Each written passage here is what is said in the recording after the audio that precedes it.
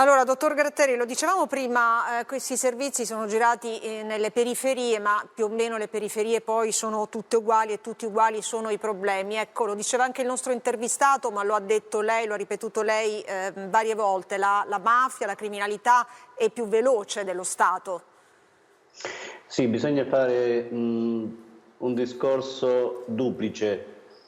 Intanto, per quanto riguarda questa fascia di persone che abbiamo visto nelle interviste, le mafie intervengono con la busta della spesa, con 100 e 200 euro.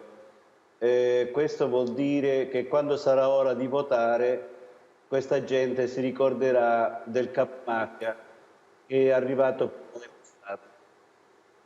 Poi c'è un altro aspetto, cioè il mondo della ristorazione, degli alberghi, dove questa gente lavorava in nero e secondo i piani gli albergatori, i ristoratori sono quelli che apriranno tardi. Quindi è una categoria molto fragile rispetto ad altri settori commerciali. E quindi questa gente potrebbe rivolgersi agli usurai. E ci sono vari tipi.